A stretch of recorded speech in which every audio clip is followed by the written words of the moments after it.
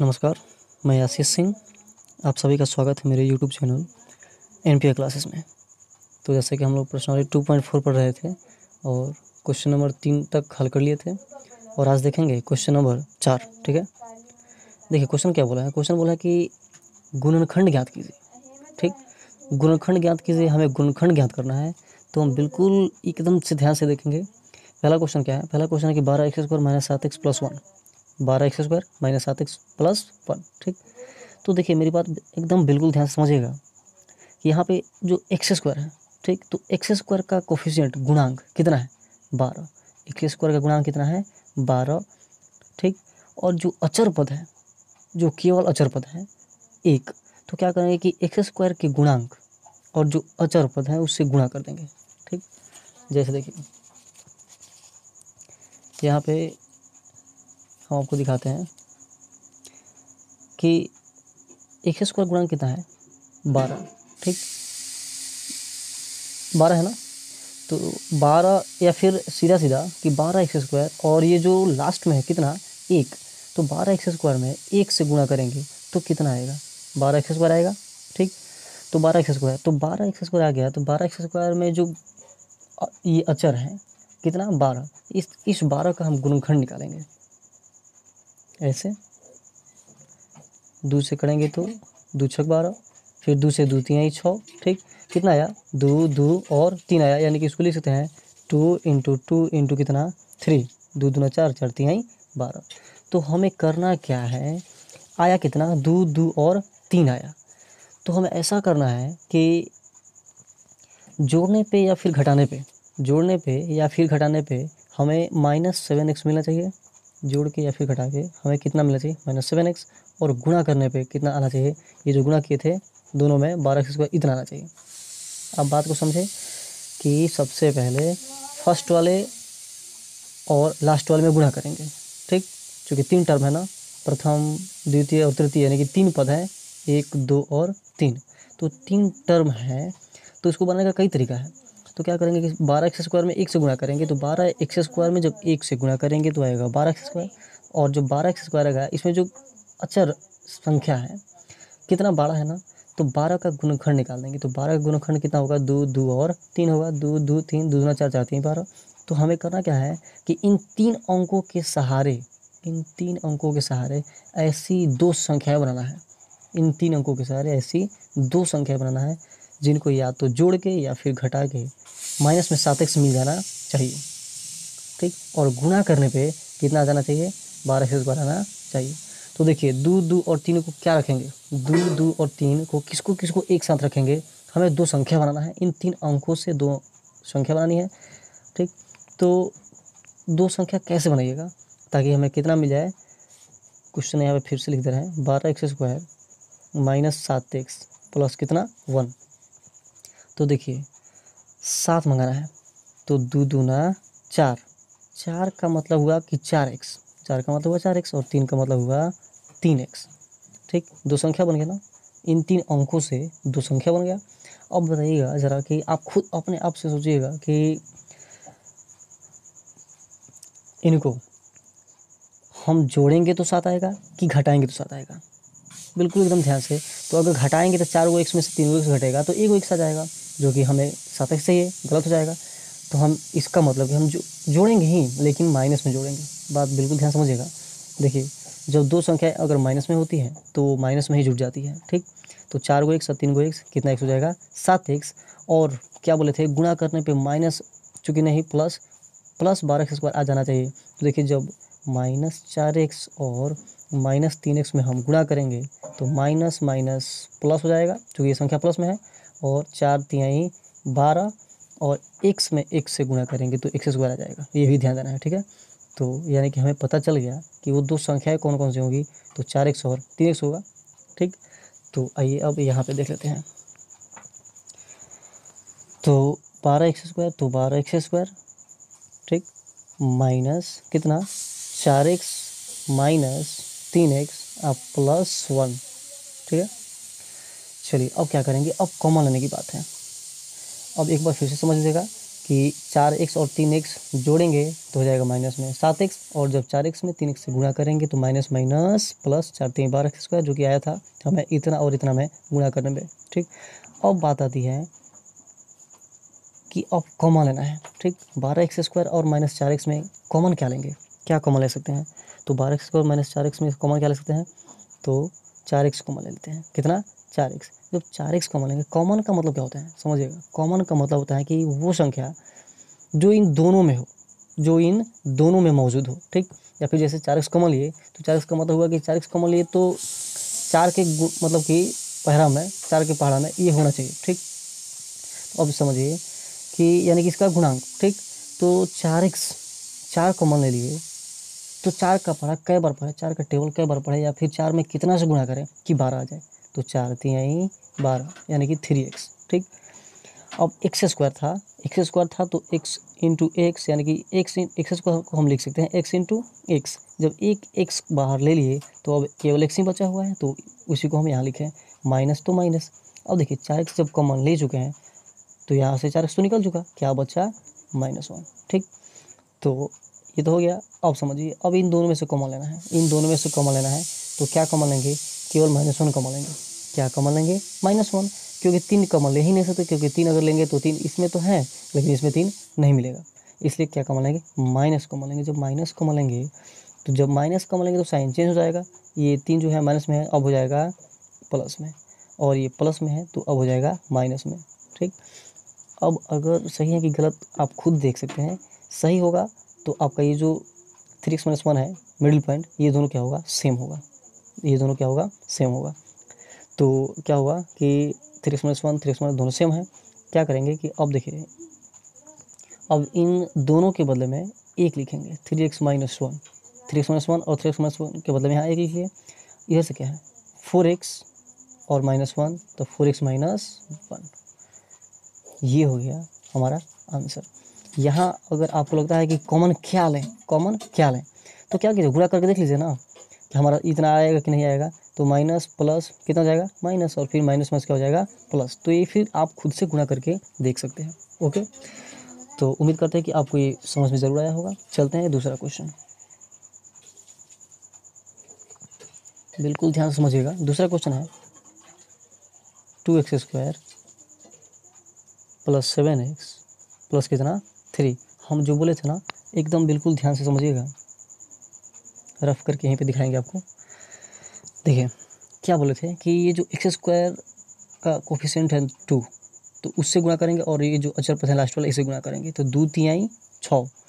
तो ऐसे कर लेते हैं 2x² × 3, 2x² × 3, तो 2 3 कितना जाएगा? 6, और साथ में क्या मिलेगा? x² मिलेगा। तो गुणा कर लिए, और ये x² का कोफिशिएंट कितना है, गुणांक कितना है? 6। तो इस 6 का हम गुणनखंड निकालेंगे, 2 3 6, 2 3 6 आ गया। अब समझिए 6 तो आ गया, बिल्कुल ध्यान से, 6 आ गया ना। अब 6 आ गया तो इसके यानी कि 6 के गुणनखंड को हम क्या लिख सकते हैं? लिख सकते हैं ना 1। ठीक, अब 3 को भी ऐसे भी तो कर सकते हैं, 3 एकम 3, 3 एकम 3, यानी कि क्या क्या मिला? 1 2 3, यानी कि 6 का गुणांक 1 2 3 है।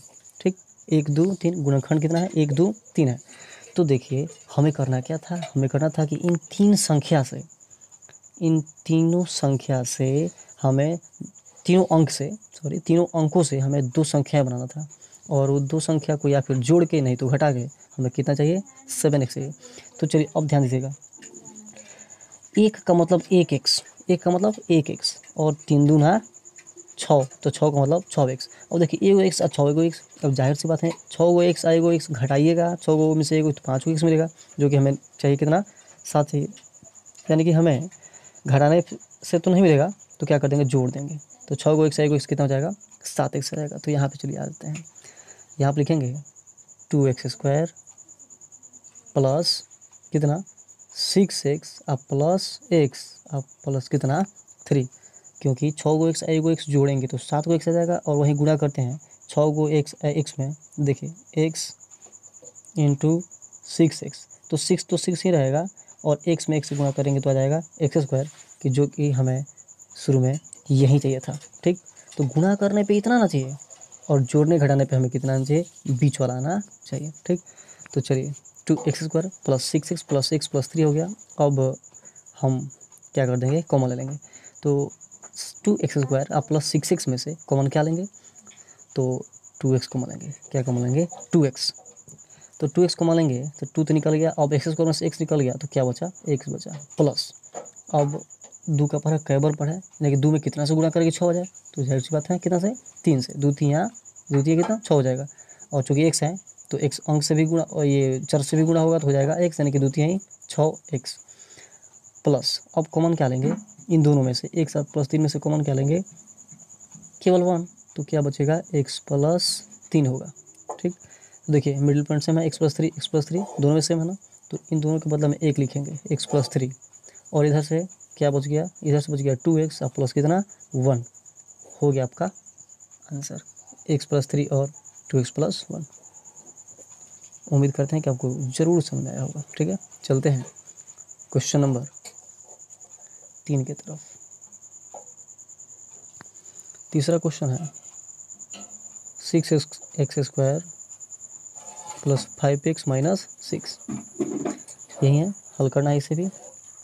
तो क्या बोले थे कि इतना में इतना से गुणा कर देंगे, 6x² गुणा कितना -6, तो 6 1 36 हो जाएगा, 6 1 36x²। और जो 36x² आएगा वो नेगेटिव आएगा, माइनस में आएगा। ठीक, तो जो माइनस में आएगा, ठीक है। अब देखिए करना क्या है, कि 36x² का जो गुणांक है 36 का हमें निकाल रहा है गुणनखंड। 2 से करेंगे कितना 18, फिर 2 से 9, फिर 3 से 3 3 का 9। चलिए 3 का 3 भी कर सकते हैं, कोई दिक्कत नहीं है। तो यहाँ पे समझिएगा कि कितनी संख्या है, कितना अंक हो गया, 2 2 3 और 3, 4 अंक हो गया।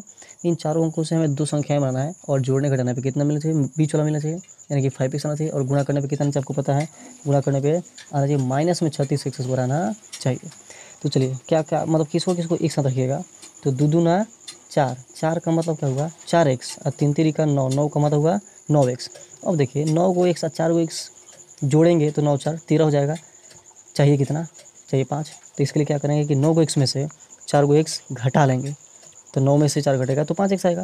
ठीक, तो ये आइए यहाँ पे लिख लेते हैं 6x² plus 9x minus 4x minus कितना 6। तो 6 को x² में से 9 को x में से 4 को x घटेगा तो कितना हो जाएगा 5x, और 9 में 4 से गुणा करेंगे 9 चौका 36। अब यहाँ पे देख लीजिए, अगर इसको गुणा करेंगे, एक प्लस में था और एक माइनस में था, अगर इन दोनों को गुणा करेंगे 9 चौका 36 आ जाएगा।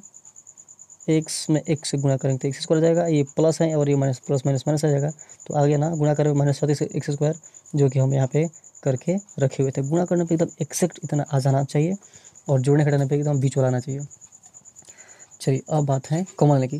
तो एक बात आपको और समझा दूँ कि घटाना है, हम यहाँ पे घटाए हुए हैं, एकदम ध्यान समझिएगा, यहाँ पे घटाए हुए हैं। तो आप कैसे समझिएगा कि किसको प्लस में रखेंगे और किसको माइनस में रखेंगे। तो सिंपल सा तरीका है, यहाँ पे चाहिए क्या, चाहिए प्लस में, तो प्लस में चाहिए तो बड़ा वाले को प्लस में रखेंगे। अगर यहाँ पे माइनस में चाहिए होता तो माइनस में रखते किसको, लेकिन बड़े वाले को ही माइनस में रखते। इस बात को आप हमेशा याद रखिएगा। ठीक है, चलिए अब दोनों में से कॉमन क्या लेंगे, इन दोनों में से, तो दोनों में से कॉमन लेंगे 3x। क्यों, क्योंकि 3 के पहाड़ा में, यानी कि 3 से भाग लग जाएगा 6 में भी, और 3 से भाग लग जाएगा 9 में भी। तो जब 3 से कॉमन लेंगे तब 3 का पहाड़ा कई बार है कि 6 है, तो 2, केवल 2। ठीक, 2x, तो 3 दूना 6, x में x गुणा करेंगे तो x² आ जाएगा। अब प्लस 3 का पहाड़ा कई बार पढ़ा है कि 9 आ जाए, तो 3 3 का 9, x तो चूँकि निकल चुका है। अब गुणा कर लीजिए 3 दूना 6x², अब प्लस 3 3 का 9x। ठीक, अब इन दोनों में से कॉमन क्या लेंगे, इन दोनों में से कॉमन लेंगे 2। अगर 2 कॉमन लेंगे तो जाहिर सी बात है 2 के पहले कई बार पढ़िएगा कि 4 आएगा, तो 2 दूना 4।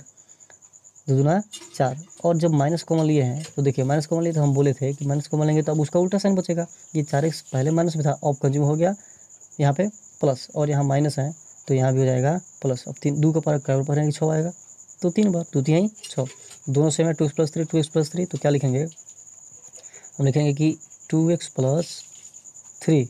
ठीक, और इधर से क्या बच गया 3x माइनस कितना 2। तो ये हो गया आपका आंसर। ठीक है, तो उम्मीद करते हैं कि आपको ये वीडियो ज़रूर समझ में आया होगा। ठीक है, तो अब चलते हैं अगले क्वेश्चन की तरफ।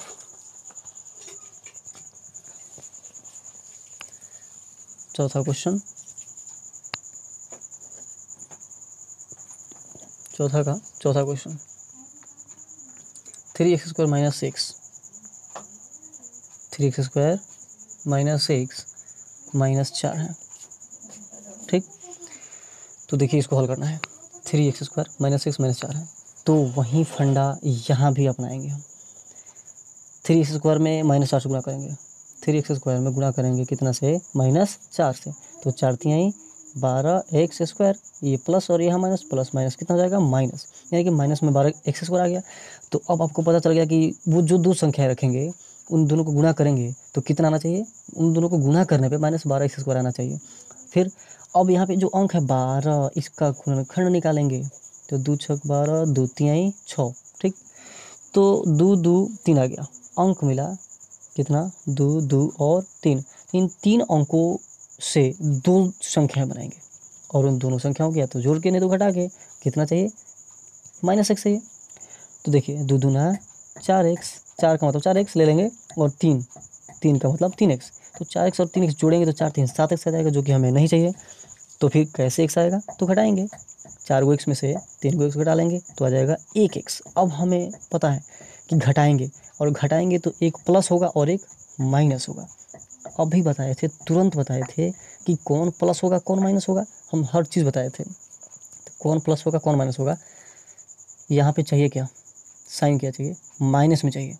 तो माइनस में चाहिए तो जो दो संख्याएं लिए होंगे उसमें जरूर एक बड़ा होगा एक छोटा होगा, तो जो बड़ा होगा उसी को रखेंगे माइनस में। तो आइए यहाँ पे कर लेते हैं 3x², ठीक, 3x² प्लस 3x - 4x - 4, जो बड़ा है 4x बड़ा है तो 4x को रखिए ना माइनस में, तो एक माइनस में रहेगा एक प्लस में रहेगा, तब जाके घटेगा। और देखिए 4 को x में से 3 को x घटेगा तो 1 x आ जाएगा, वो भी माइनस में आएगा। ठीक, चलिए, और यहीं अगर 4x और 3x को गुणा करते हैं तो क्या इतना आ जाएगा, -12x² करके देख लीजिए, 4 तिहाई 12, x में x गुणा को तो x² प्लस माइनस माइनस, कोई दिक्कत, गुणा करने पे इतना आ गया, घटाने पे जोड़ने या घटाने पे कोई एक करने पे बीच वाला मिल जा रहा है।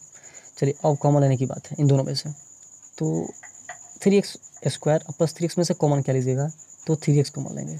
क्या कॉमन लेंगे, 3।